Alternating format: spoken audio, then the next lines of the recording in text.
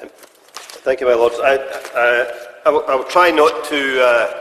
repeat any of the very clear and passionate points made by the Noble Lord Boateng about the current situation and the recent developments in the Cameroon. Suffice to say that I fully support his call for UK engagement in this situation,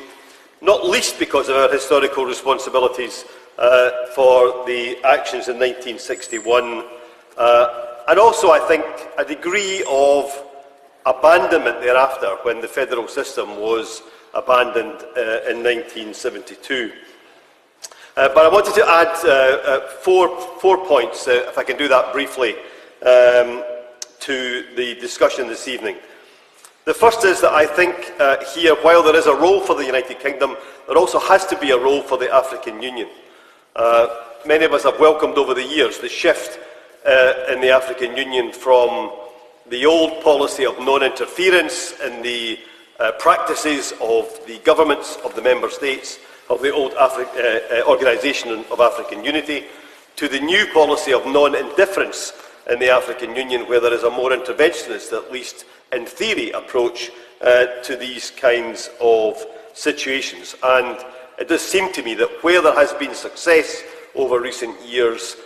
in tackling human rights abuses, the potential for atrocities and the prevention of atrocities, then it has been where the region and the continent have been more actively engaged than the international community. The second point I wanted to make is that I think here there is yet another lesson for the ambitions that the government claims to have in relation to a global Britain post-Brexit.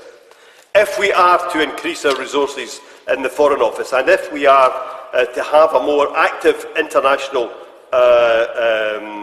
policy, then I believe it has to have human rights and atrocity prevention at its core. We have that responsibility in the UN Security Council, but we also have it as a nation, given our historical responsibilities for our colonial past. And I believe that the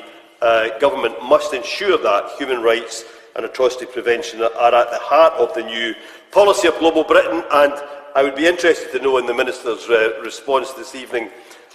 what the government have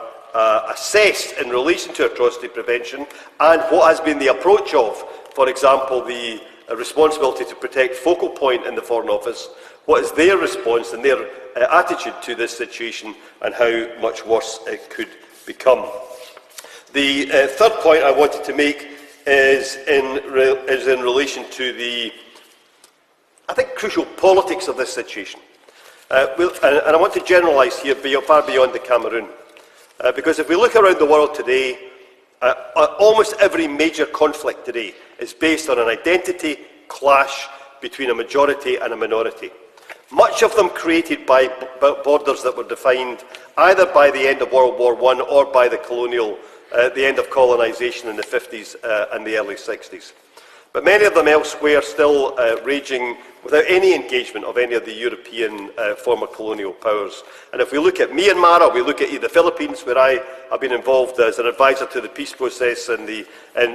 Mindanao, registered in my Lord's Register of Interests, or we look at the former Soviet states in the Ukraine and elsewhere, or we look in the Middle East, or we look across large parts of Africa in medium-sized and large states, we see a conflict today between a majority and a minority, where the minority, rightly or wrongly, in most cases rightly, feels persecuted and disadvantaged by the majority, and where the majority fear the minority and therefore will not concede power. And it seems to me that the system that was, at least in theory, designed for the Cameroon